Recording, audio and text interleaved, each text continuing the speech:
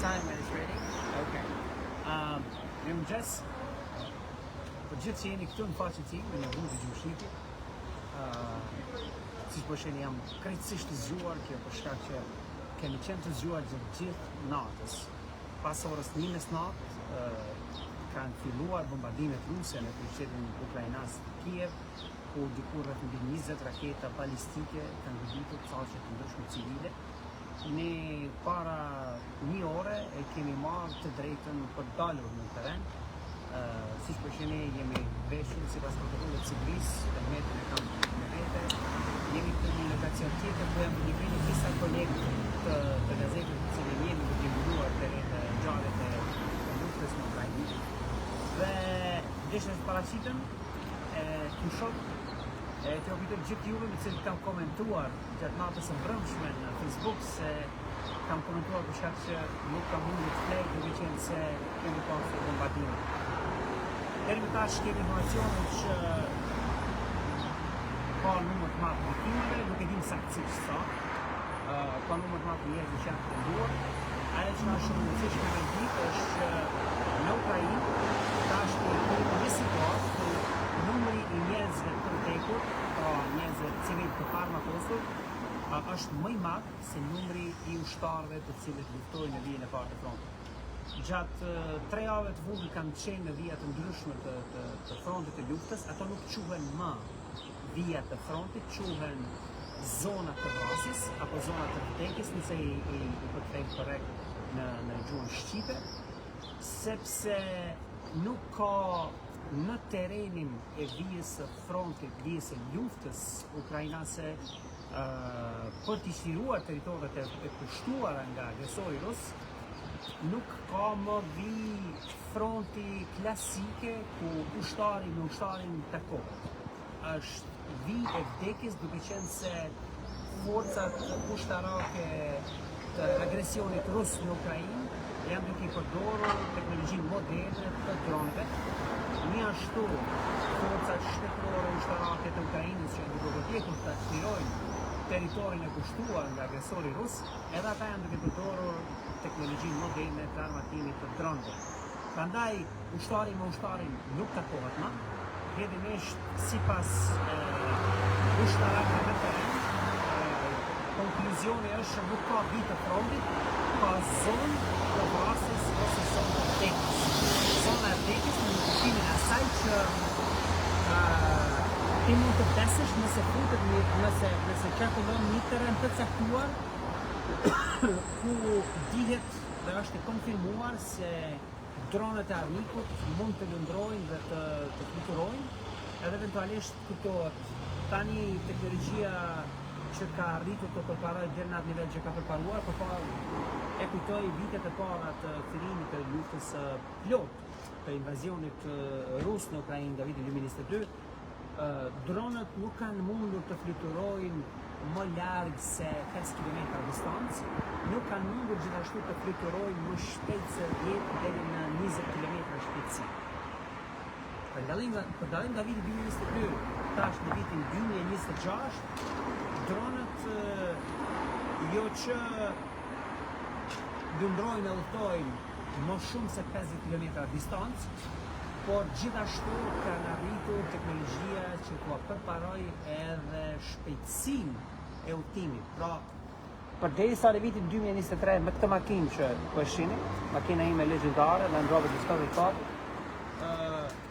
kemi arritur të shpëtojmë një përpjekje të një droni i cili na ishte flutur, për shkak që shpejtësia maksimale në vitin 2023 të dronit ishte qenë për 20 deri në 60 km/h. Ne duke qenë se ishim me makinë off-road, kemi arrit me shpëtu sepse arritëm të aratisishëm. Mirë po tash është krejtësisht e pamundshme domethënë që ti shmangësh dronëve. Mënyrën se si ushtria ukrainase arrin në raste të caktuara të shmangët është sepse kanë ekipe antidron të cilët janë të ngarkuar në makinat e tyre të blinduara dhe gjithnjë ka vëzhgues me teknologji të ndryshme vëzhgimi, e sapo të detektohet një dron makina ndalet, braktiset dhe operatorët e armatosur me armatim antidron përpiqen ta identifikojnë, ta lokalizojnë dronin dhe pastaj ta gjuajnë. Nëse suksesshëm e gjuajnë, ai dron bëhet i pakequr ose kontrollohet nga ukrainasit.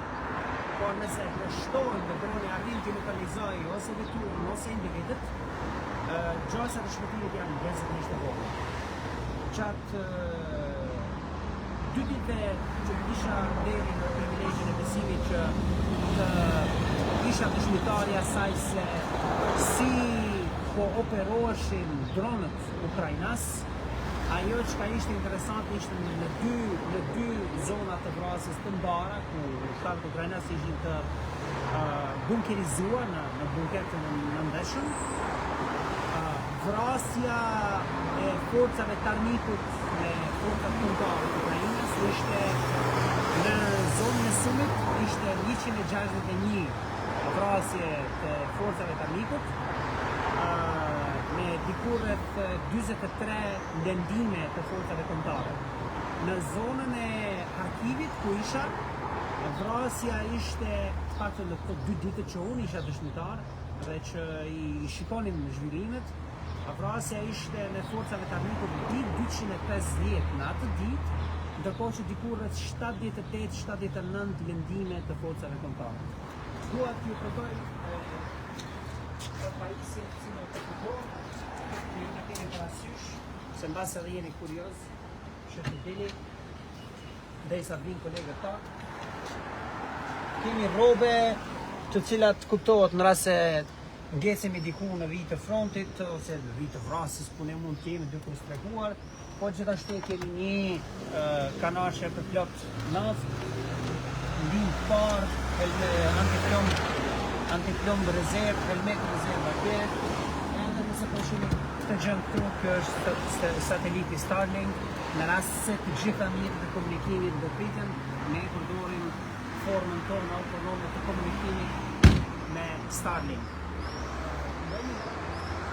Kur ushtarët e armikut janë të dukshëm nga distanca e largët, unë kam këtë objektivin që është 400 mm, mund bëhet 800 mm,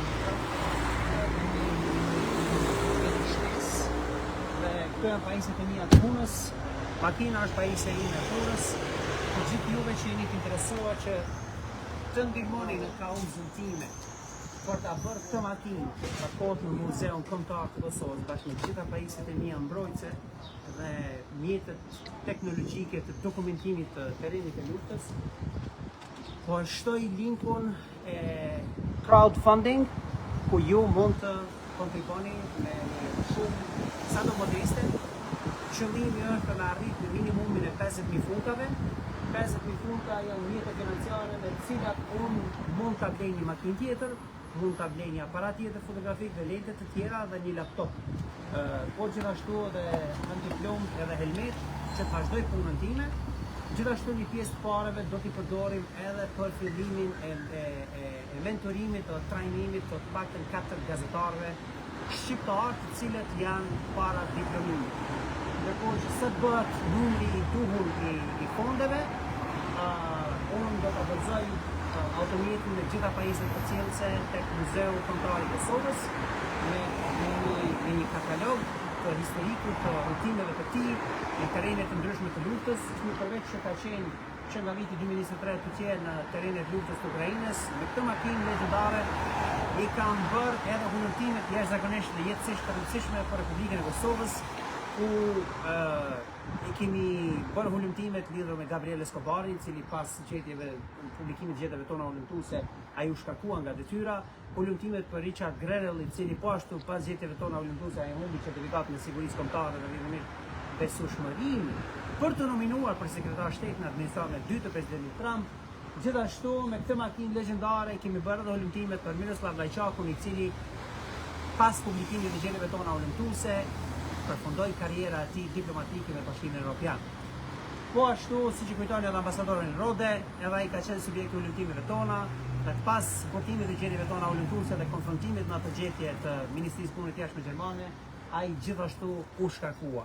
Njëjtë si rasti i ambasadorit Rode, edhe rasti të dërguarit special të presidentit Biden Gabriel Escobar, janë interpretuar nga departamentit e tyre shtetërore përkatëse për çështjet jashtme si ndryshime rotative. Por që është e vërteta, ato ndryshime rotative pase mund të kenë ndodhur në momentin interesant koincidentues kur ne i kemi ekspozuar gjetjet tona hulumtuese për skandalet e tyre të njëpasnjeshme, të cilat dokumentonin dhe bënin në pikpyetje serioze integritetin e tyre diplomatik dhe seriozitetin e tyre të punëve, por të cilat ata ishin të angazhuar nga shtetet e tyre përkatëse.